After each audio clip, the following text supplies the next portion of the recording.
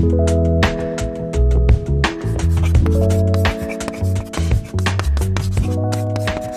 two, three. Hey everybody, welcome back. Chalkboard History, Volume 2. We don't really know what we're doing in Volume 2, but we've had some interviews with the staff. So a few weeks ago, I had a thought that, and we've just been really busy, which is a good thing, that we would bring in Jim Shapiro, longtime employee of the Battle of Franklin Trust, who has really been a longtime employee of the Carter House. And because we, a few weeks ago, broke ground on the new visitor center, which you and I have, it's occupied a decent part of our life, I thought it'd be a good time to talk about old days at the Carter House, early days of the BOFT, and a visitor center, and, you know, what it all means and what we do. So, floor is yours. Well, that's interesting. I was thinking on this topic, and what fascinated me was the whole visitor center history that really wasn't, because when the Carter House became a state historical site back in the early 50s, the state spent a lot of time redoing the house, taking it back to the 1800s, but no money was spent on a visitor center. Right. In fact, it was tickets were sold out of the farm office, I believe, and the museum was actually down in the lower floor of the Carter House, and that was the way it was for about 30 years. Yep. Then in the early 80s, the state finally ponied up for a visitor center, which I believe at the time was pretty adequate. It had a small office space, a little bookstore, a theater at the time, and a little museum. Did you know that the Carter House Association actually bought that ground where the current visitor center sits? See, they bought that in, I think it was in the 70s, and which included today where the Williamson County facility is, you know, right next to the parking lot. They bought all that land. Now, they later did the swap, of course. Right. But they then turned over the land to the state when the state funded the new / old visitor center. To me, what was fascinating about that swap, the corner lot where the old Franklin High School gym was for the area down behind the old visitor center, was that it would, I think, eventually lead to the real movement for not only the BOFT, but a new visitor center, because when that swap took place, people started thinking, you know, we've got this old gymnasium here. Eventually, they started thinking, wouldn't that make a nice visitor center? You weren't around when that swap occurred, though. No. Because that was like 25 years ago. I remember, I wasn't living here, but I remember when it happened. Yeah. And actually, I think a lot of the people that made it happen, they caught all shades of grief, because that was really core battlefield. It was. That they were giving up. Trench space. Yep, but they Federal wanted, trench. They thought that old building and that piece of ground that was really close up to the house was very important to control. So remember when the meeting, it was the big, it was like the 3-hour tour meeting that occurred, I think in like 2007, and I was there, and all the plans were laid out, you know, for the big new visitor center. They had a big banner on the front of the old gymnasium. People spoke about how great this was going to be, what a wonderful thing, community, blah, blah, blah. And then the world came apart at the seams, because that really never got off the ground. No. And then in 2008, the directors at both Carter House and Carnton resigned, which opened up this opportunity to have a conversation about, okay, well, what should we do? Forget about the visitor center for a minute, because Carnton didn't even have one. Remember? Well, let me say this. I think that big hullabaloo visitor center, big banner, big thing, I think that planted the seeds for BOFT in a very strange way. I think it did, because I now know, you know, at the time, because Thomas Cartwright was the director. Right. And you know, he left really suddenly, and then Angela Calhoun, who's the director of Carnton, left really a month or two after him. And it did open up that opportunity about, well, what should we do? Right. And so, you know, those conversations were in 2008. The BOFT was created in 2009, and You know, my goodness, those were interesting times. remember the what did we Those were call it? very The interesting times. was it the cupcake meeting? What did we call it? Where everybody's had their arms crossed. Oh, yes, on the top of the hill, Yep. out in the open, Right close to the old gymnasium. very close, about between the old visitor center and the gymnasium. Right there, there's a big, important. Everybody gets together, and there were promises made, Yes. and we it were was all going to just- work together. Mm-hmm. Yes. And everybody at Carnton was, well, okay, and everybody from Carter House was like, we'll see about that. Yeah, we'll see about that.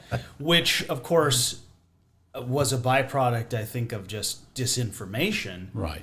that was flowing, and not from staff like yourself, but from others. Mm-hmm. So we got through that. The BOFT, honestly, I always thought this, that there was time wasted because some at the BOFT, which was, of course, a conjoining of the Carter House and the Carnton boards.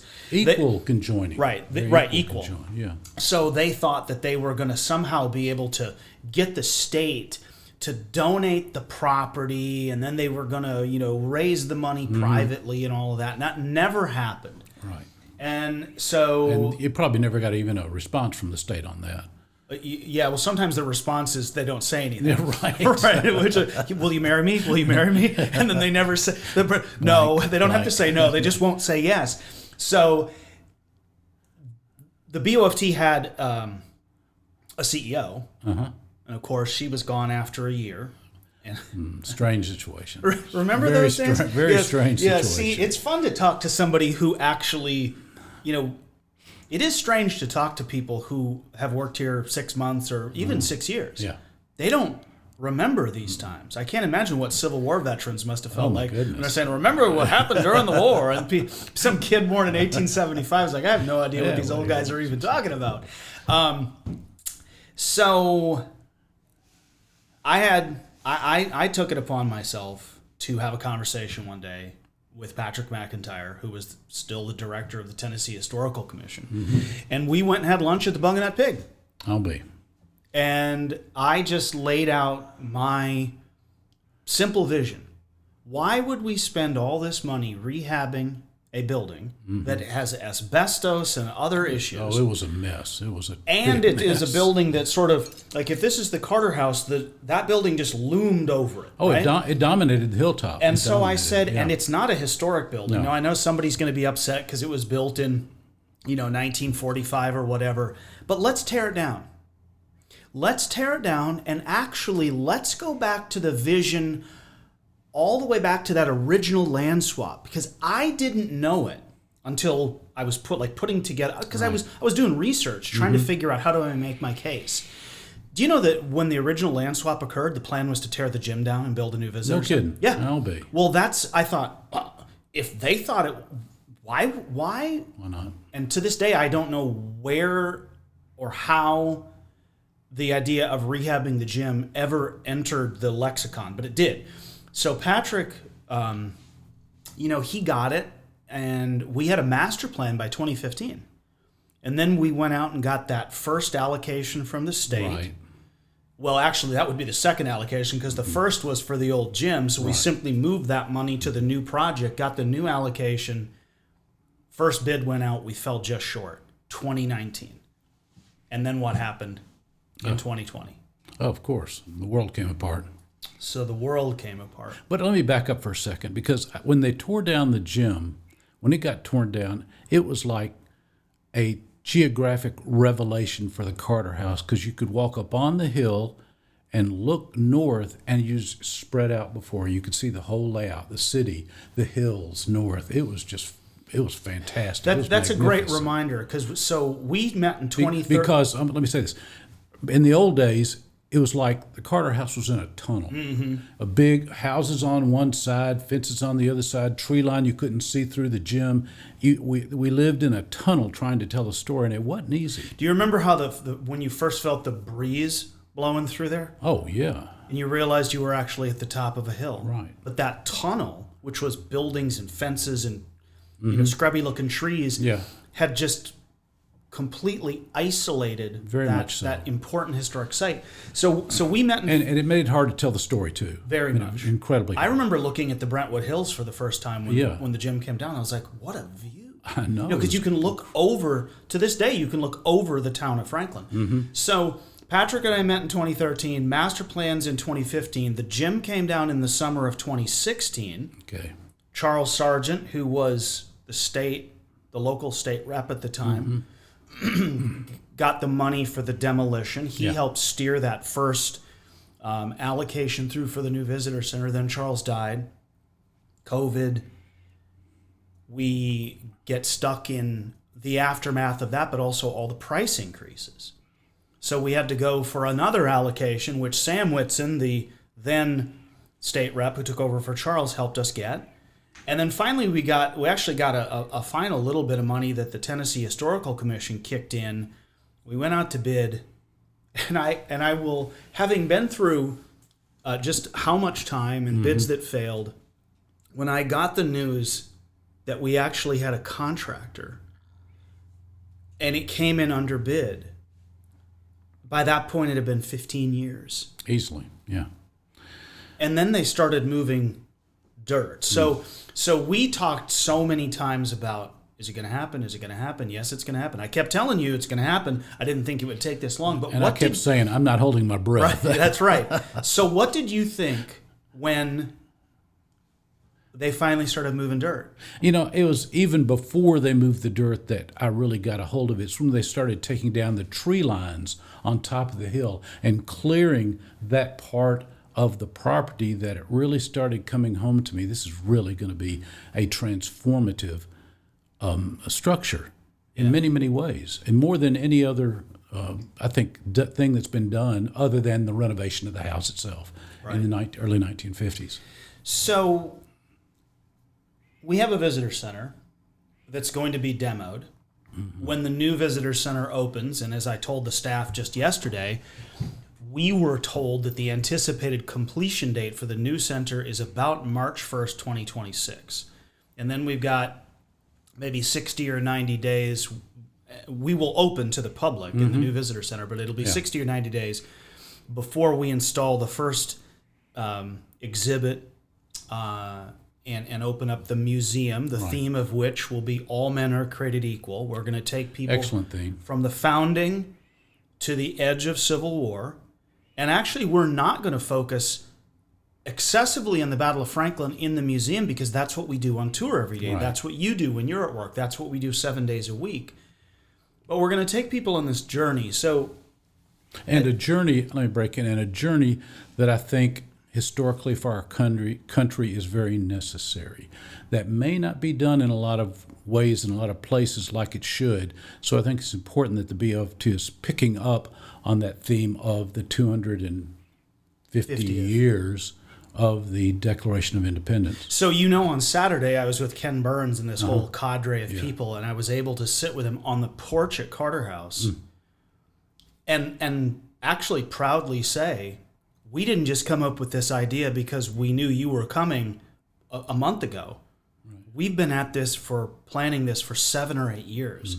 Because I was looking ahead to the 250th and thinking, really two things. It's time to commemorate and celebrate the 250th. Right. But it's also time to get people to understand that our foundational document, our sort of moral bedrock, was really put to a test between 1861 and 1865. Because, as he said, either it means what it says or it doesn't. Right.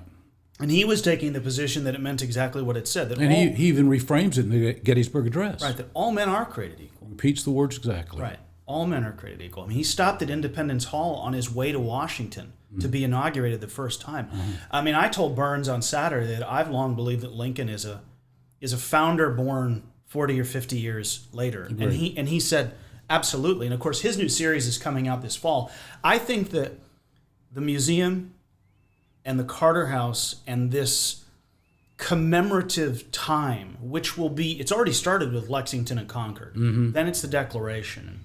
Then it's Valley Forge, and then it's us gaining our independence. So I think there's several years for us to reignite an interest, not just in history, because I think for people like us, I think there's a lot of people who might think all we ever do is talk about the Civil War. I think most people that actually work for the Battle of Franklin Trust, and I think probably most antebellum sites actually have an interest in American history in a broad scope.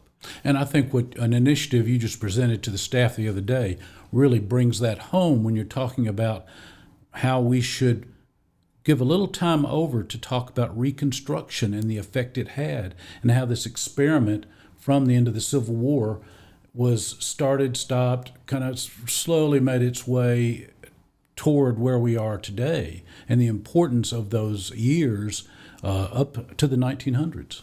Yeah, I firmly believe that we live in the shadow of Reconstruction and its aftermath far more than the Civil War, because the Civil War, as I said, accomplished a couple of things, but it was all of the other wrangling, political, social issues that played out over decades that plagued us well into the mid-20th century, and Easily. that we're still dealing with today. I mean, Confederate monuments were all put up after the Civil War, right? In the 1920s, some of them. Right, 1890s, 1900, 1910, 1920. So, that's all part of it too. So, as we move to a conclusion, so you've worked at the Carter House for, goodness, you've worked at the Carter House since what, 2006 or 7? Yes, 7. Almost 20 years. Yeah.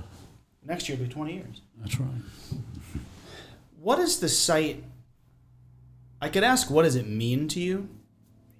But what does the site maybe mean to you today that it didn't mean 20 years ago?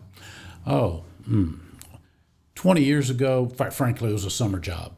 And I was looking around and thought, looks like an interesting job. I'll apply there. And I got the job, and it was just wonderful. I think it's perspective. When I first started, it was a very focused perspective, focused on the family, focused on key elements of the battle. But as time has gone on, it is expanded to be much more inclusive of us as a people, developing, and that concept of all men are equal, freedom, what it was like not only for the people who fought the war, but the people who suffered through the war, and the people who had to deal with the aftermath of the war. All those have become very important over the years, and have made the story a much fuller and richer experience, I believe, for everybody who comes to visit it. So this will perhaps throw you for a loop, because I've saved this for the end. All right. So for those of you, most of you watching probably, you don't know me other than you see my face all the time, but you don't know Jim. Jim was a former educator. You taught world history. For how many years? For 35 years in Williamson County. And you have told me on more than one occasion the difference that you witnessed in the halls of school. And how kids of different colors and backgrounds are now together in a way that they weren't years ago. So that's a lead into, and I want to finish with your thoughts, because one of the things that we do is we don't just talk about history. Right. Jim and I and a handful of other people, because politics is, right here. It is so part of the American experiment. So we often vigorously debate modern political issues. Yes. And I think we are probably two different shades of relatively conservative people. I would say so. But we have many disagreements, and I think what I have learned through the years with you and a handful of other people is that if there would be more dialogue and people would talk to each other versus at each other, right, that we would so much better understand other people. And so as we have those conversations, and you see that happening at a historic site, and you see the exchanges, like I asked you yesterday, have you been talking about Reconstruction? Yeah. And because I don't think that people's politics, except for the militant types, right, defines how they understand history, and they're looking for people to be honest about what happened. Right. Which means liberals, conservatives, northerners, southerners, white, black. We can all just be honest about what happened in the past. So wouldn't it be so much better for right now if we could do that. I think in a way that we do personally and professionally. So as a former educator who's now worked at a historic antebellum Civil War site for 20 years, and we're gonna at a Civil War antebellum site, we're gonna open an exhibit about equality. Right. What's your lesson along that line about how we treat one another and how we talk to one another and how we confront our past? What comes to mind initially is the more things change, the more things stay the same.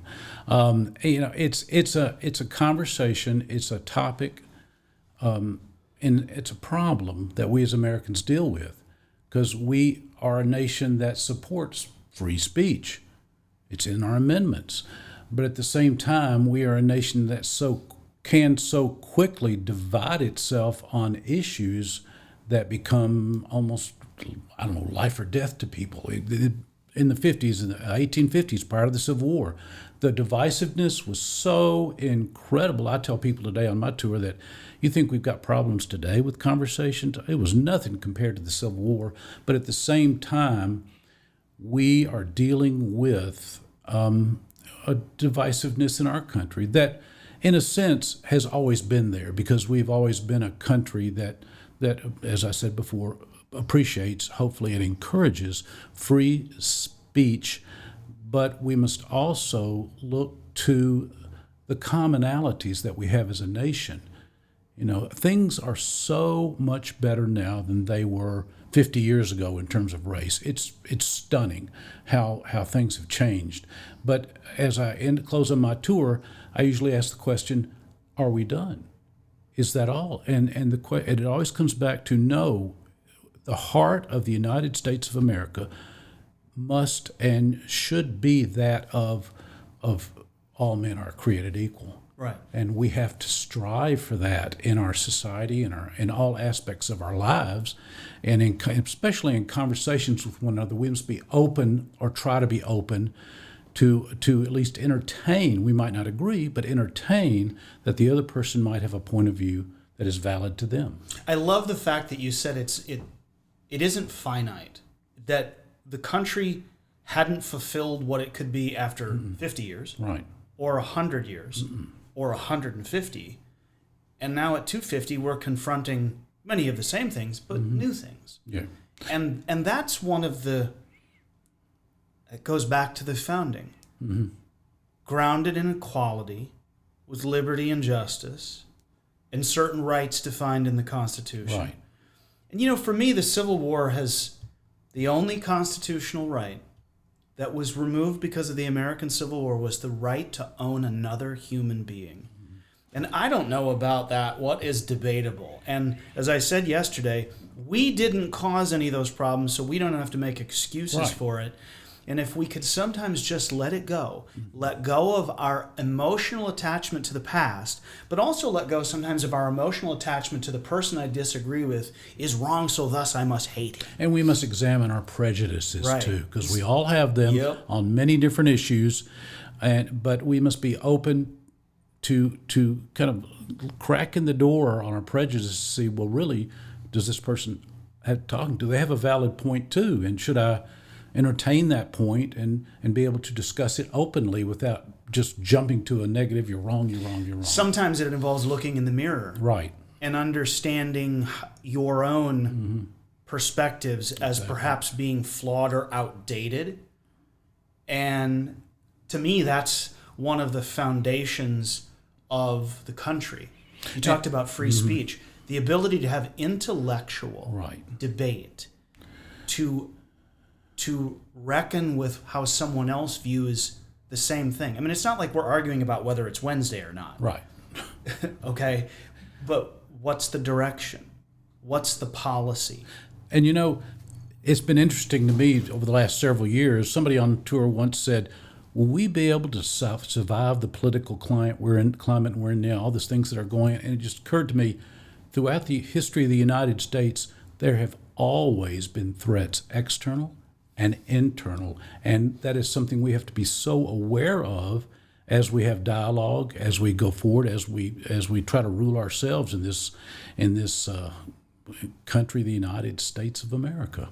I was reminded just yesterday because someone they used phraseology that drives me mad. It was about what are the guardrails for the Constitution? And I said, the Constitution is the guardrail. Right. And I think somebody like Lincoln understood that with acute clarity, that the Constitution was the thing that would protect us. But sometimes that involves standing up and fighting for the rights that are enshrined within it. And that supersedes any person, no matter who is the president, who's the governor, or who's your boss. There have always been times that were at least as difficult. And I think to come to a place like Franklin, where 10,000 Americans were killed or wounded in just a few hours, Easily. 3.5 years into a war that was in some ways devouring a generation, is a wonderful place to get perspective. So get ready, everybody. The new museum will be open next spring. I assume that we will both be there. I hope so. As we cut the ribbon and let the crowd in that first day. Yeah. And that will be a day too, because that's a legacy. That building will outlive us. Sure. And that will be wonderful, because there is somebody somewhere, well, not yet born. They'll be born in 5 years. And 25 years from now, they will show up at the Carter House. It's true. And they will learn a little bit of that great piece of the American story, tragic as it was. Very true. Last thoughts? I think we covered it. All right, everybody, thanks.